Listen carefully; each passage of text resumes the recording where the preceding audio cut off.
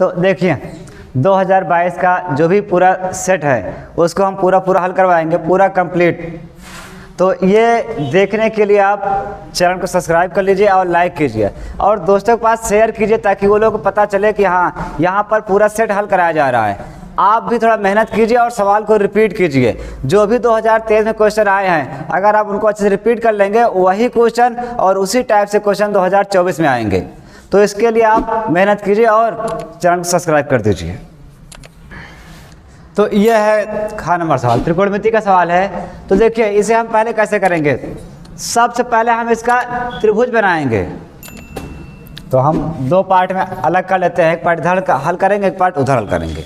तो सबसे पहले हम इसको एक त्रिभुज बनाते हैं। ये देखिए, अब देखिए यहाँ पर लिखा है क्यू कोण समकोण है या 90 अंश है। तो जो 90 अंश या समकोण होगा वो यहाँ पे रखा जाएगा हमेशा। ये देखिए, तो इसका स्थान फिक्स हो गया, क्यों यहीं पे रहेगा हमेशा, ध्यान देना है क्योंकि 90 अंश कोण यही बनता है। और P और R आप चाहे यहाँ पे दोनों में से कोई एक भी कर सकते हैं। तो हम P यहाँ कर दे रहे हैं, R को यहाँ पे कर दे रहे हैं।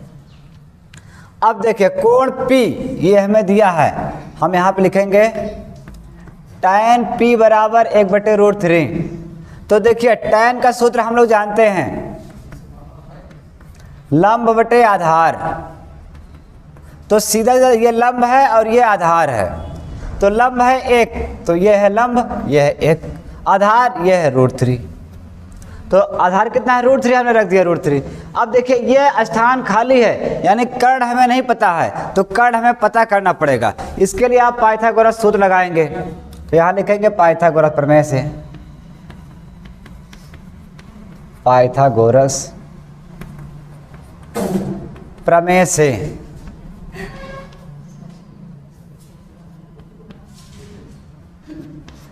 कर्ण का वर्ग बराबर लंब का वर्ग आधार का वर्ग। ये थोड़ा सा अलग कर देना है चित्र भी।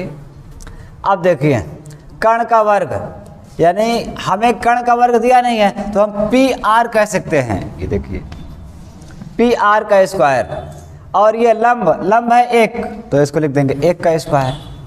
आधार ये है √3, लिख देंगे √3 का स्क्वायर। PR स्क्वायर बराबर 1 का स्क्वायर करेंगे तो 1 ही आएगा, ये देखिए, और √3 का स्क्वायर करेंगे तो 3 आएगा।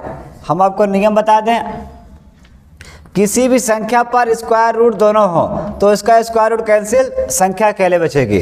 अर्थात ये सूत्र है, अगर A पर स्क्वायर भी है रूट है तो स्क्वायर रूट काट देते हैं, केवल A अकेले लिखते हैं। तो ये हमारा सूत्र है, इसी के अनुसार ये किया जाता है। कभी भी आपको स्क्वायर और रूट दोनों दिखाई दे तो इसे कैंसिल कर देना, केवल अंदर वाली संख्या बचेगी बस A। तो इसके अनुसार हमने यहाँ पे स्क्वायर रूट कैंसिल कर दिया। ये देखिए, और 1 का स्क्वायर आप जानते हैं, अगर हम 1 का स्क्वायर करेंगे 1 गुणे 1 तो 1 के 1 ही होगा। ये देखिए, अब इसे जोड़ेंगे 3 1 4, इससे पहले स्क्वायर को उधर भेजेंगे PR। देखिए स्क्वायर उधर जाएगा रूट में हो जाएगा और ये जुड़ जाएगा 3 1 4। तो 4 का वर्गमूल होता है 2। तो हमें P और R का मान मिल गया 2, यानी ये है 2। अब देखिए हमें किसका मान ज्ञात करना है, ये इन सभी का मान ज्ञात करके रखना है, फिर सवाल को हल करना है। तो हम इसको मिटा देते हैं और यहीं पर हम लोग मान ज्ञात कर लेते हैं, सवाल वहां पे करेंगे। देखिए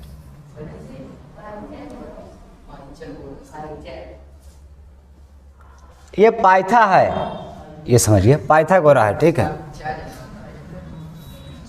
ये है पाइथागोरा, थोड़ा बनाने में ऐसे हमारा होता है ये। तो देखिए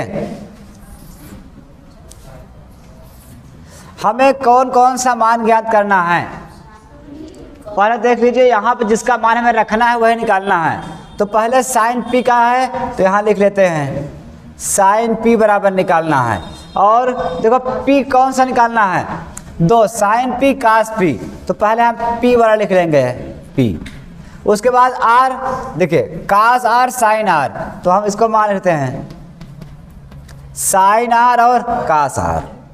देखिए तो 4 मान हमें निकालना है, उसके बाद वहाँ पे रखना है। इसके लिए देखिए हम बता दें आपको, जब हम P के अनुसार निकालेंगे तो P यहाँ पर है, इसके सामने वाला ये लंब है, ये आधार है, ये कर्ण है। तो ये तो आपको पता है कि इस समय तो ये क्या है, लंब है और ये आधार है, ये कर्ण है।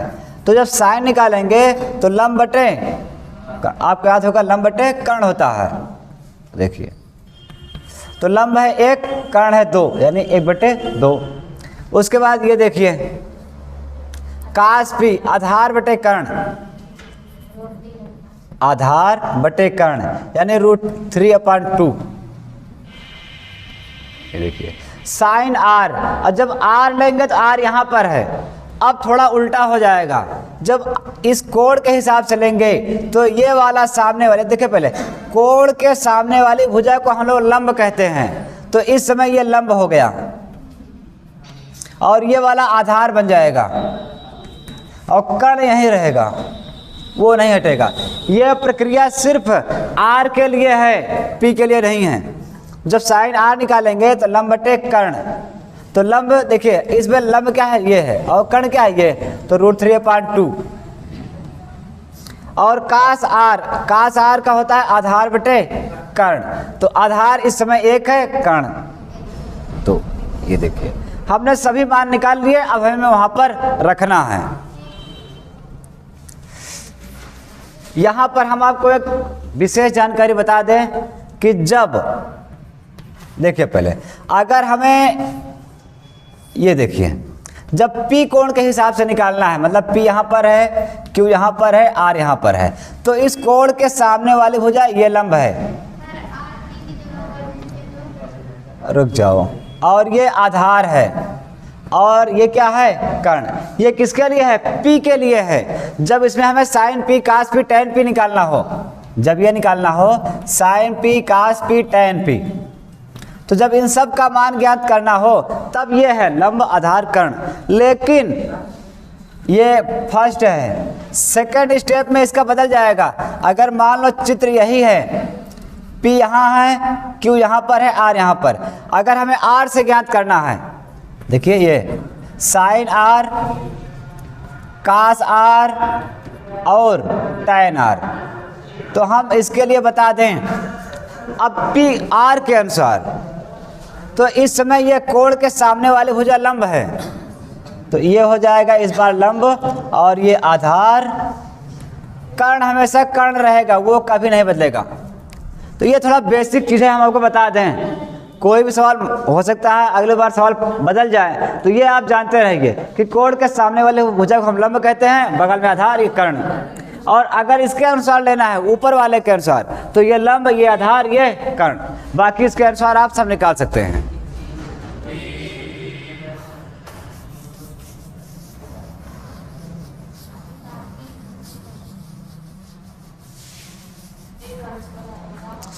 अब देखिए तो हम इसको लिखते हैं पहले,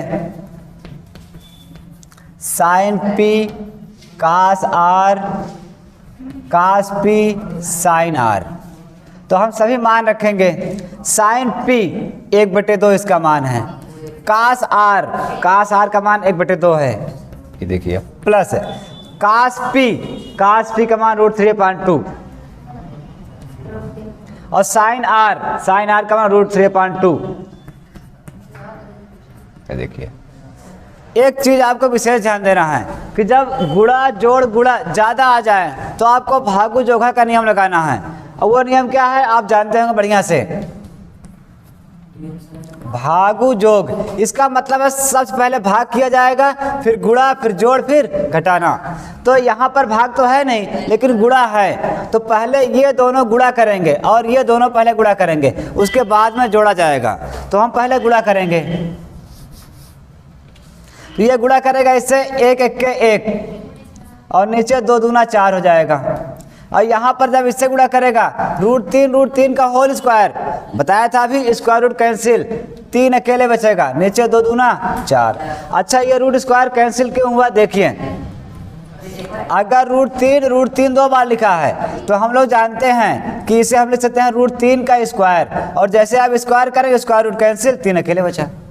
या तो आप सीधा ये समझ लीजिए कि अगर किसी भी संख्या पर डबल रूट, यानी कोई संख्या रूट में है और 2 बार लिखी है तो भी उसका रूट कैंसिल 3 अकेला लिखा जाएगा। तो ये सब बेसिक चीज़ें हैं, आपको अच्छी तरह से आनी चाहिए, क्योंकि कहीं ना कहीं सवाल के बीच में इसका यूज होता रहता है। तो अब देखिए ये हर मिल रहा है तो हम ऊपर जोड़ देंगे 3 1 4, 4/4 और 4 4 कट गया 1, यानी कि हमारा उत्तर आया 1। ये हो गया।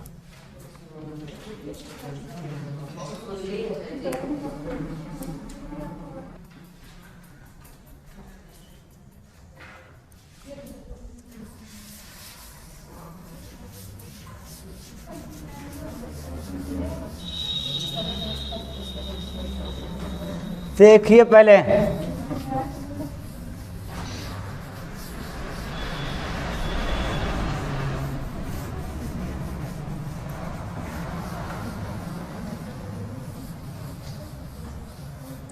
देखिए मैथ अगर आपको डिफ़िकल्ट लगता है तो वैसे मैथ डिफ़िकल्ट है नहीं, बस बात यह है कि आप मेहनत कम करते हैं इसीलिए मैथ आपको डिफ़िकल्ट लगता है। अब ये सवाल हमने आपको बताया थोड़ा आपको हार्ड लग रहा होगा, लेकिन अगर आप इसी सवाल को घर पर 1 2 बार 3 बार रिपीट कर लीजिए, उसके बाद फिर अपने आप लगाइए 4थी 5वीं बार, ये सवाल अपने आपको बहुत ईजी हो जाएगा।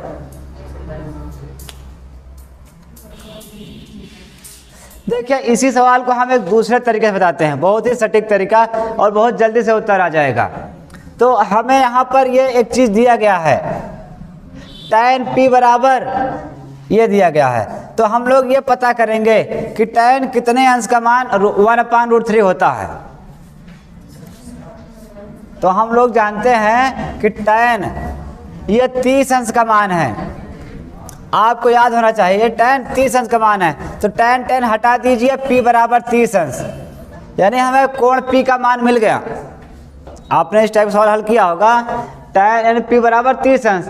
अब देखिए q का मान हमें 90 दिया है, यानी त्रिभुज में 3 कोण होते हैं, आपको पता होगा। ये देखिए अगर q 90 है और हमने p को पता कर लिया है, ये वाला 60 है मतलब 30 है, थोड़ा इसको और बड़ा बना लेते हैं। ये देखिए अगर q यहाँ पर है, p यहाँ पर, r यहाँ पर, तो देखिए हमने पता कर लिया p जो है वो 30 अंश है और ये 90 है और ये वाला हमें नहीं पता है। तो आपको पता होगा कि त्रिभुज के तीनों कोणों का योग 180 होता है। ये कितना हो जाएगा? अगर हमें r का मान ज्ञात करना है तो 180 में इन दोनों को जोड़ के घटा देना है, 30 + 90 कितना हो जाएगा? 120। अगर घटाएंगे 60 आ जाएगा, यानी कोण r का मान मिल गया 60 अंश। तो अब हम सीधा इस सवाल को एकदम शॉर्टकट में कर सकते हैं। ये देखिए इसी मान रखते हैं sin p का मान हमने ज्ञात किया है 30 अंश, यहाँ 30 लिख देंगे, और ये cos r का मान 60 है, ये रखेंगे। फिर cos p का मान 30 है, sin r का मान 60 है। ये देखिए अब इससे बहुत आसानी से हो जाएगा। sin 30 का मान 1/2, cos 60 का मान 1/2, cos 30 का मान √3/2, sin 60 का मान √3/2। ये देखिए आप इसको हल करेंगे, 1 1 के 1, नीचे 2 दूना 4, इसको हल करेंगे डबल रूट 3 हो जाएगा, तो रूट कैंसिल, 3 अकेले बचेगा, 2 दूना 4, 3 देखिए हर मिल रहा है, तो 3 1 4 ये जुड़ गया। अब 4/4 कट गया, 1 आया। ये देखिए अगर आप इस तरीके से करेंगे सवाल को और जल्दी हो जाएगा।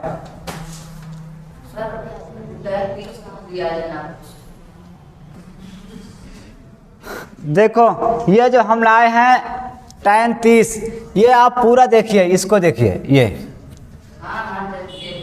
इस प्रकार के सवाल हम आपको बताए हैं कि tan p बराबर 1/√3 हमें दिया है किताब पहले से ही। तो हम जानते हैं ये tan कितने अंश का मान है, तो हम जानते हैं tan 30 अंश का मान है, तो tan काट दिया तो p बराबर 30 अंश हुआ, यानी p का मान मिल गया।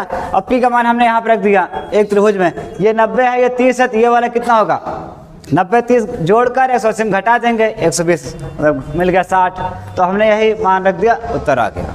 तो इस सवाल को आप ऐसे भी कर सकते हैं।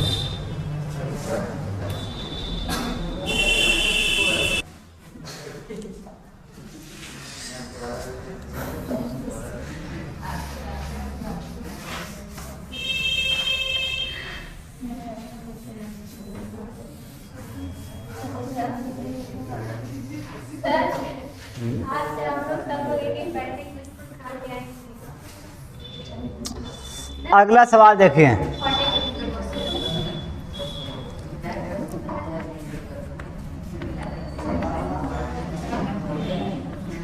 द्विघात समीकरण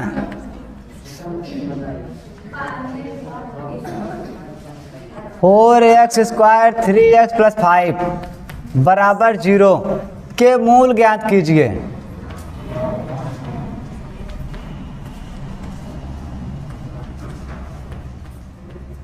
देखिए अगला सवाल यह है, 21 का ग नंबर है ये। तो देखिए इसे हम कैसे करेंगे, यह है द्विघात समीकरण का सवाल। सबसे पहले हम इसमें ए बी सी हम बता दें, जो भी आपके पास सबसे आगे लिखा रहता है वो ए बी सी होता है। और एक चीज बता दें आपको, हम सूत्र लिखवा दें। सूत्र देखिए, जो द्विघात समीकरण होता है, द्विघात समीकरण ये हमेशा इस रूप में होता है। ये देखिए, द्विघात समीकरण ax² + bx + c बराबर 0 के रूप में होता है। ये इसी टाइप से हमेशा रहता है। अगर हमें इसके मूलों को ज्ञात करना है तो उसके लिए सूत्र है द्विघाती सूत्र। द्विघाती सूत्र या किसी किसी किताब में इसी का नाम लिखा है श्रीधराचार्य। श्रीधराचार्य सूत्र। तो यह सूत्र क्या होता है, देखिए x बराबर, यानी हमें x का मान ज्ञात करना होता है, तो x बराबर -b + -b² - 4ac / 2a। ये देखिए, इसी सूत्र से हम लोग द्विघात समीकरण का कोई भी सवाल हो इसको आप हल कर सकते हैं। चाहे गुणनखंड का सेट नहीं बनेगा इसमें, ठीक है। देखो कभी कभी सवाल सेट बन जाता है तो अच्छी बात है, सरल सवाल हो गया। अगर सेट नहीं बनता है सवाल बड़ा हो जाता है, उसके लिए हमें सही रहेगा दोनों।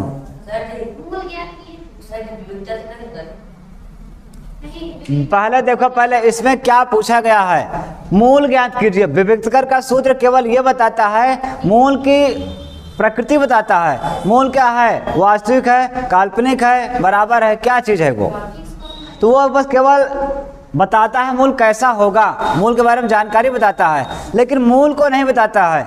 मूल को जब भी पूछा जाएगा तो इस सूत्र से या डायरेक्ट आप गुणनखंड करके पता कर सकते हैं। तो ये तो हमने आपको सूत्र लिखवा दिया, ये आपको पता होना चाहिए। तो हम सवाल को स्टार्ट करते हैं। सूत्र आप नोट कर लीजिए। पूरे पेपर में जितने भी क्वेश्चन हैं सभी क्वेश्चन को हम हल कराएंगे और साथ साथ में सूत्र आपको लिखवाते चलेंगे।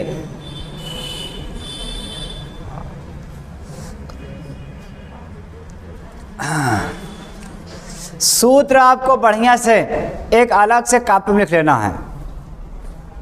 तो चलिए हम सबसे पहले स्टार्ट करते हैं अपना सवाल। तो देखिए, हमने बताया कि यह समीकरण का यह है द्विघात समीकरण का व्यापक रूप है ये। तो a का मान सबसे आगे है, b का मान और c का मान।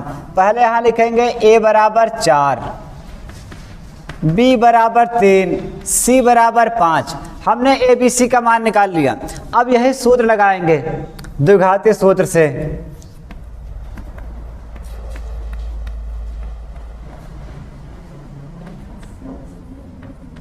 देखिए, अच्छा हाँ, इसको हम गुणनखंड विधि से भी करते हैं, लेकिन गुणनखंड से हो नहीं पाएगा। क्यों? क्योंकि ये देखिए, गुणा करने पर 4 पंजे 20 आना चाहिए और जोड़ने पर 3 आना चाहिए।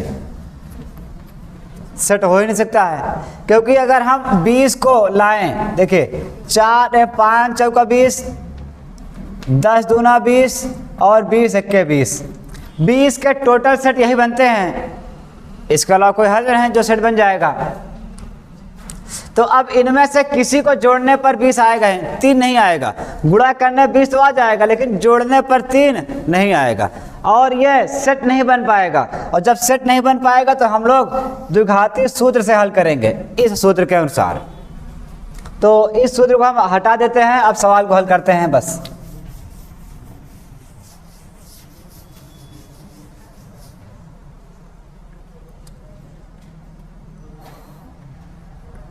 x बराबर minus b plus minus b square minus 4ac upon 2a। हमने द्विघाती सूत्र को लिखा। अब मान रखेंगे, पहले माइनस को उतारेंगे, फिर b का मान 3 रखेंगे, प्लस माइनस को उतार लेंगे, उसके बाद रूट है, रूट को लगा देंगे, फिर b स्क्वायर है लेकिन हमें b का मान 3 पता है तो हम 3 रखेंगे। ये देखिए -4 अंक को उतार लेते हैं, हमेशा ध्यान रखना। a गुणे में लिखो, a का मान है 4, फिर c गुणे में लिखो, c का मान है 5। ये देखो बटे 2। देखिए 2 और a के बीच में कोई चिन्ह है नहीं, लेकिन हमेशा गुणे का चिन्ह छिपा रहता है, तो a का मान रखेंगे 4। ये देखिए तो ये हो गया -3 प्लस -3 त्रिक 9 और ये 4 चौका 16, 16 पंजे 80 और 4 दूना 8। अब हम यहाँ पर करेंगे। अब देखिए इसको तो उतार लेंगे, -3 प्लस माइनस, इसे घटाएंगे, -71 बचेगा बटे 8। तो ये देखिए ये तो मूलों का अस्तित्व तो नहीं है, लेकिन हमसे पूछा गया है मूल ज्ञात कीजिए, हमें मूल ज्ञात करना पड़ेगा।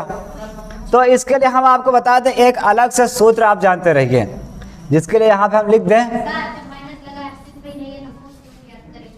देखो हमसे यहाँ पर कहा है मूल ज्ञात कीजिए, हम ज्ञात करेंगे, काल्पनिक ही मूल ज्ञात करेंगे। वैसे आप चाहे तो यहाँ पर उत्तर रख सकते हैं और आगे करना चाहे तो आगे भी आप कर सकते हैं। कैसे करेंगे देखिए, इसके पहले हम आपको एक सूत्र लिखवा दें।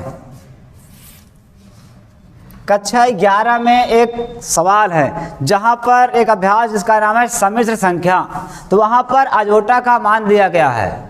अजोटा ये है जिसको आई के तरीके से होता है अजोटा। हाँ, अजोटा स्क्वायर का मान होता है -1। अजोटा स्क्वायर का मान होता है -1। अब हम ये आपको क्यों बता रहे हैं, क्योंकि हमें इसमें यूज करना है, और कहाँ पर यूज करना है, क्यों यूज करना है, उसको आप एक बार थोड़ा एग्जाम्पल समझ लीजिए, फिर हम सवाल में यूज करते हैं। देखिए पहले एग्जाम्पल हम बताते हैं। मान लीजिए अगर कहीं पर हमारे पास लिखा है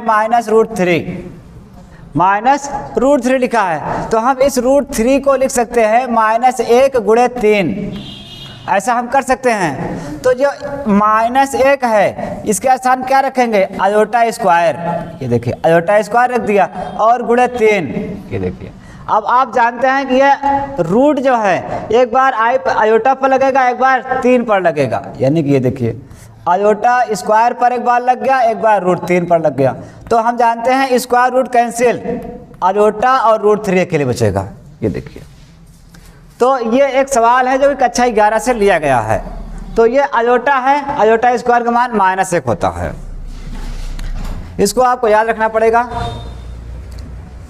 ऐसे ही और भी सवाल हम बना सकते हैं, ये आपको समझ में आ गया। अगर हम और दिखाना चाहें, देखिए जैसे मान लो √5 है, हम इसको ऐसे ही बदलना चाहें तो 1 गुणे 5। ये देखिए 1 का मान क्या रखेंगे, अजोटा स्क्वायर गुणे 5। अब यहाँ पे डायरेक्ट वर्गमूल करेंगे, स्क्वायर रूट देखो इसका स्क्वायर है, स्क्वायर रूट कैंसिल, केवल अजोटा अकेले बचेगा और 5 का वर्गमूल होगा नहीं, सीधा इतना लिखेंगे √5 अकेले, यानी अजोटा √5। अब ऐसे ही आप देख लीजिए कि हमें सवाल दिया है √-71, तो हम लोग इसको भी ऐसे ही करेंगे, लेकिन आपको यहाँ दिखा दें कि कैसे हम करेंगे इसको। एक बार विस्तार देखिए आप, उसके बाद सवाल में हल करते हैं शॉर्टकट। -71 है तो इसको लिखें -1 गुणे 71, क्योंकि 71 1 के 71 होता है। अब -1 का मान हम रखेंगे अजोटा स्क्वायर, ये देखिए गुणे 71। अब हम लोग जानते हैं यह है स्क्वायर, यानी रूट जो है एक बार अजोटा पर लग जाएगा और एक बार 71 पर लग जाएगा। इसका स्क्वायर रूट कैंसिल, अजोटा अकेले बचेगा और √71 लिखा जाएगा। ये हमने इसको विस्तार से हल करके बता दिया। अब हम इसको हटा दे रहे हैं। सवाल में आप देखिए, इसको हम डायरेक्ट अब सवाल में यूज करते हैं। आपको यहाँ पहले लिख ले रहा है सूत्र, अजोटा स्क्वायर बराबर -1। ये देखिए तो हम पहले इसको देखिए, अब 3 को नहीं लिखना है क्योंकि अजोटा का उपयोग केवल रूट के अंदर के सवाल के लिए यूज होता है। तो -3 उतार लेंगे, प्लस माइनस यहाँ लिखेंगे -1 गुणे 71 और बटे 8, -3 प्लस ये इसका मान हो जाएगा अजोटा स्क्वायर, क्योंकि हमने बताया -1 का मान है अजोटा स्क्वायर, और गुणे 71 को लिख लेंगे बटे 8। ये देखिए,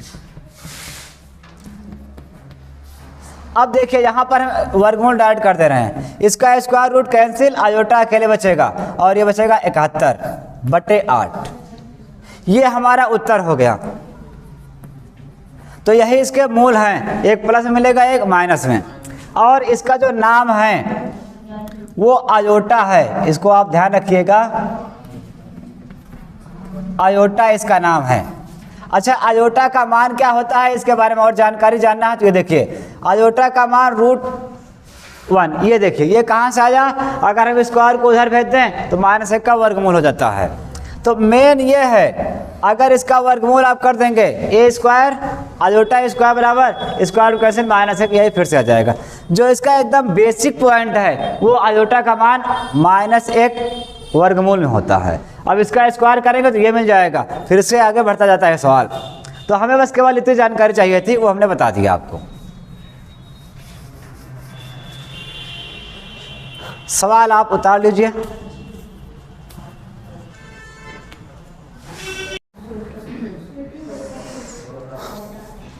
तो देखो, कहीं कहीं मतलब किसी किताब में थोड़ा इसको पूरा उत्तर नहीं दिया है, और आधे पर ही यहाँ पर इसको रोक कर स्टॉप कर दिया गया, कहा गया है कि मूलों का अस्तित्व नहीं है। अगर आप भी लिखना चाहें तो लिख सकते हैं, इसके बाद मूलों का अस्तित्व नहीं है, लेकिन अगर आप मूल ज्ञात करना चाहते हैं तो इसका पूरा उत्तर ऐसे होगा। और अगर आप आधे पर ही करना चाहते हैं तब देखिए क्या हम कर सकते हैं, फिर ये सब मान नहीं रखेंगे, केवल आप यहीं पर ये लिखिए, अतः मूलों का अस्तित्व नहीं है।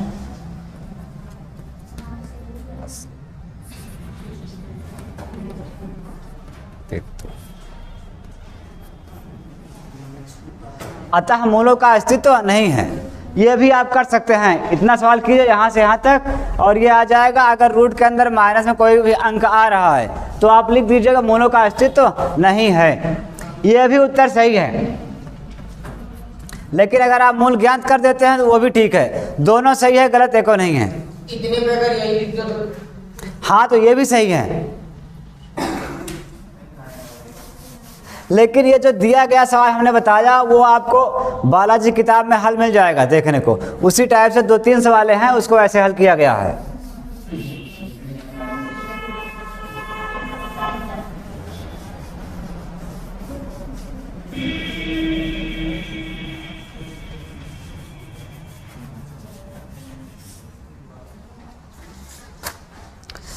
अब देखिए अगला सवाल, घ नंबर 21 घ।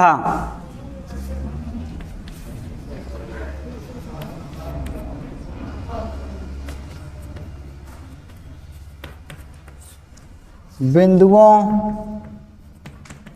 2 - 2 और B3 7 को जोड़ने वाले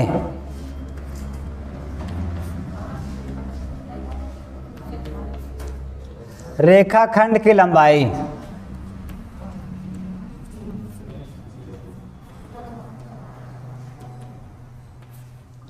ज्ञात कीजिए।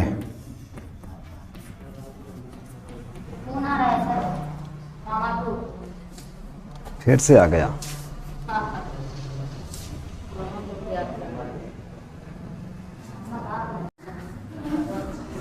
चलो देखो, इधर शांत हो जाओ सब लोग। देखो अगला सवाल है 21 नंबर घ। तो हमें क्या है, बिंदु ए और बी को जोड़ने वाले रेखाखंड की लंबाई। तो आपने पढ़ा होगा बीच की दूरी वाला सूत्र, तो वही यहाँ पर लगेगा।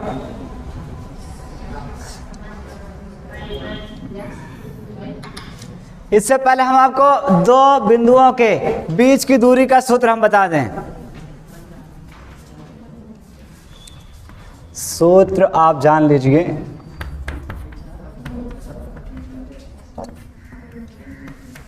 दो बिंदुओं, जैसे मान लीजिए यहाँ पे हमें दे दिया जाए x1 y1,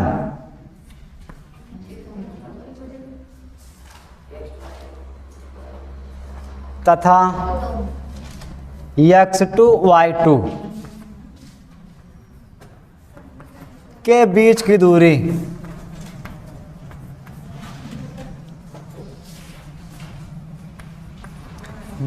दूरी ज्ञात करने का हमारे पास एक सूत्र है। ये देखिए, x1 माइनस x2 का होल स्क्वायर और y1 माइनस y2 का होल स्क्वायर। चाहे इसको लगाइए या आप इसको भी लगा सकते हैं। दूरी किताब में आपको ये लिखा मिलेगा x2 माइनस x1 का whole square, y2 minus y1 का होल स्क्वायर। चाहे इस पे रखिए चाहे इस पे रखिए, उत्तर आपका वही आएगा, सेम। तो x1 आगे रख के x2 पीछे रख सकते हैं, और ये x2 आगे है, y1 पीछे है, बस। तो आप चाहे जो लगाया उत्तर आपका वही आएगा। तो इसी सूत्र के अनुसार हम लोग सवाल हल करेंगे, और हम आपको बता दें, हमें यहाँ पर x1 x2 का जो मान दिया है, देखिए कोई भी कोष्ठक अगर हमें दिया जाता है तो आगे वाला x1 होता है, पीछे वाला y1। ये देखिए पहले कोष्ठक में, फिर दूसरे कोष्ठक में x2 और ये हो गया y2। तो हमें क्या करना है, मान रखना है।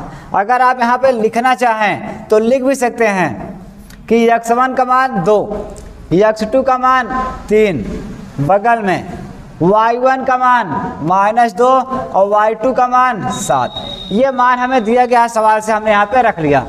अब x1 ये है 2 और ये 3, तो हम लोग डायरेक्ट रखेंगे x1 माइनस x2 यानी 2 और -3, 2 माइनस 3 का स्क्वायर, फिर प्लस ये 2 और ये पीछे वाला दोनों लेना है, -2 -7 का होल स्क्वायर। तो इसे घटाएंगे, 2 में से -3 गए, -1 स्क्वायर, और ये 7 2 9, दोनों माइनस में है तो जुड़ जाएगा, और स्क्वायर लगा देंगे। अब हम जानते हैं कि 1 का स्क्वायर करेंगे तो 1 1 के 1 माइनस प्लस, और ये 9 9 81 माइनस प्लस, 81 1 82। तो यही हमारा उत्तर हो गया। मात्रक या इकाई आप कह सकते हैं। इसको हमने शॉर्टकट कैसे किया, देखिए -1 का स्क्वायर अगर आप करेंगे तो -1 गुणे -1, अब ये माइनस प्लस 1 1 के 1 ये हो जाता है। और दूसरा जो है -9 का स्क्वायर, इसको आप लिखेंगे -9 तो ये हो जाएगा माइनस प्लस और 9 9 81। तो ये हमने आपको विस्तार से समझा दिया, यहाँ पर आप इसको शॉर्टकट अप्लाई कर सकते हैं। तो ये हो गया हमारा दूसरा।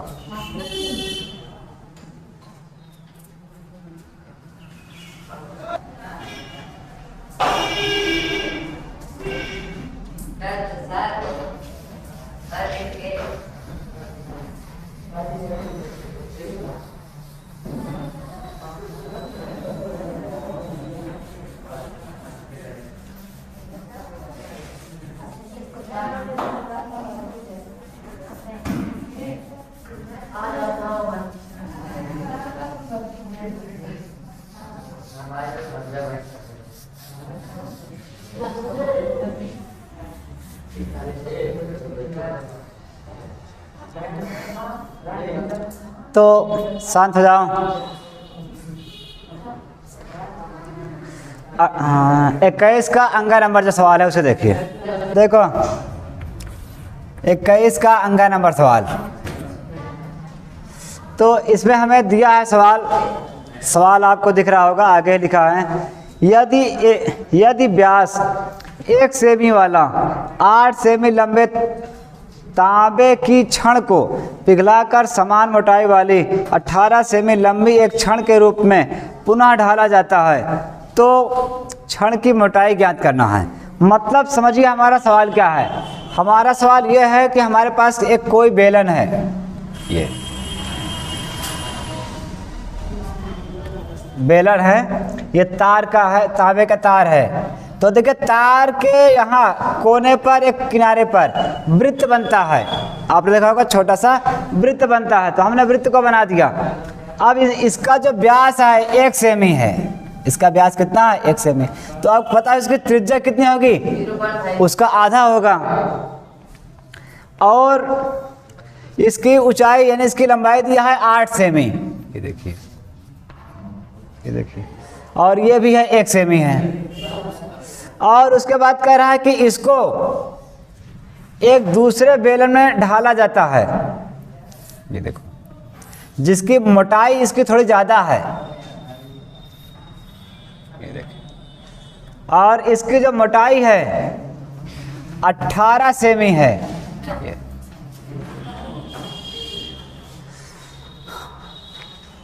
अच्छा, इसकी लंबाई है, मोटाई नहीं है, तो ये इसकी लंबाई है 18 सेमी। इसको और लंबा बनाया जाएगा।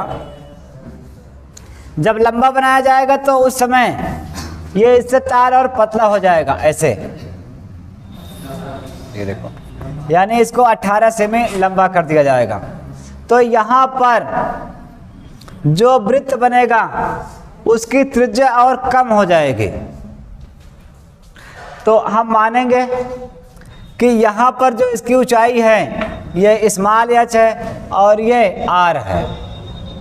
अब जो इसको नया बनाया जाएगा ये वाला हम कैपिटल मानेंगे, ये इसका कैपिटल एच ऊंचाई है और इसकी त्रिज्या आर, ये देखो, ठीक है।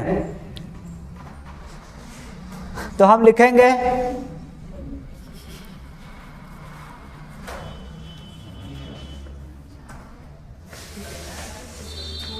देखो, ये वाला पहला तार है, दूसरा तार है। तो पहले तार, जो तार कैसा है, बेलन है, पहले बेलन का त्रिज्या आर बराबर, देखिए हमें व्यास दिया है 1, तो त्रिज्या निकालेंगे 1/2 हो जाएगा, और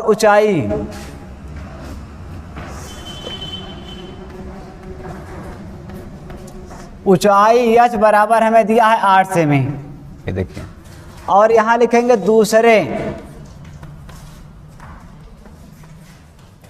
दूसरे बेलन की त्रिज्या बराबर कैपिटल आर, और ऊंचाई हमें दिया है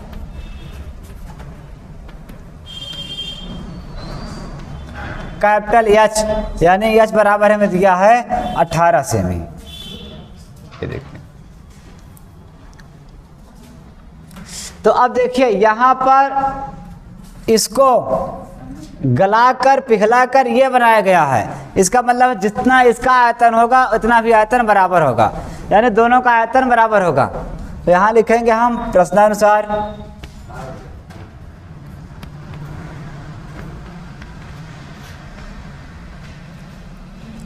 पहले दूसरे बेलन का आयतन बराबर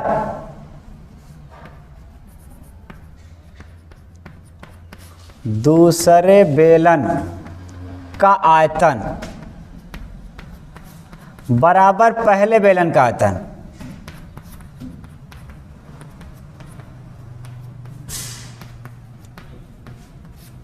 तो दोनों बेलन का आयतन बराबर होगा। हम लोग बेलन का सूत्र जानते हैं, तो बेलन के आयतन का सूत्र होता है पाई आर स्क्वायर एच, लेकिन दूसरा वाला बेलन से हमने कैपिटल माना है, तो यहाँ पर हम कैपिटल रखेंगे, स्मॉल नहीं। पाई आर स्क्वायर कैपिटल एच, पहले बेलन का स्मॉल माना है, तो ये लिखते हैं पाई आर स्क्वायर एच। ये देखिए पाई पाई कट गया दोनों तरफ, आर का मान नहीं पता है, इस कैपिटल एच का मान है 18, ये रख देंगे, बराबर इसका आर का मान 1/2 स्क्वायर कर देंगे। एच का मान 8 दिया है, ये देखिए आर स्क्वायर गुणे 18 बराबर, ये देखिए 1/1 का वर्ग 1, लेकिन 2 का वर्ग 2 दूना 4, 4 के 4, 4 दूना 8, ये हो गया। अब थोड़ा हम इसको यहाँ पर हल कर लेते हैं कि आर स्क्वायर गुणे 18 बराबर 2, ये 2 18 उधर जाएगा, भाग हो जाएगा, 2 भागे 18, 2 एक के 2, 2 नवा 18, ऊपर एक बचेगा। तो आर स्क्वायर बराबर, या स्क्वायर को उधर हम भेज देंगे, इसका वर्गमूल कर देगा, तो हो जाएगा 1/9 का वर्गमूल 3। ये हमें इसकी त्रिज्या मिल गई 3, मतलब त्रिज्या है ये यहाँ से यहाँ तक, लेकिन इसकी मोटाई पूछा गया है, तो इसकी मोटाई इसका दुगना है।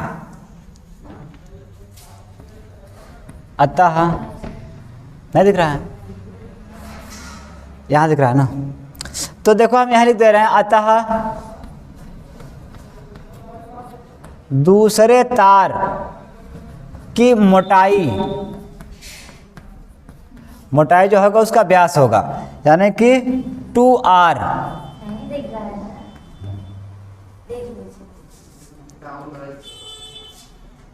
अच्छा, ज़्यादा नीचे लिख रहे हैं क्या? ठीक है, अच्छा थोड़ा इसको और ऊपर लिखते हैं। 2r मतलब 2 गुणे r का मान कितना है 1/3, तो ये रखेंगे 1/3, हो जाएगा 2 एक के 2, 2/3। ये हमारा उत्तर आ गया, सेम ही में रहेगा। तो आपको ध्यान देना है, पहले हमने सवाल को यहाँ तक किया है, उसके बाद यहाँ पे करना है, उसके बाद अंत में आपको ये लिख देना है, बस उत्तर हो गया हमारा।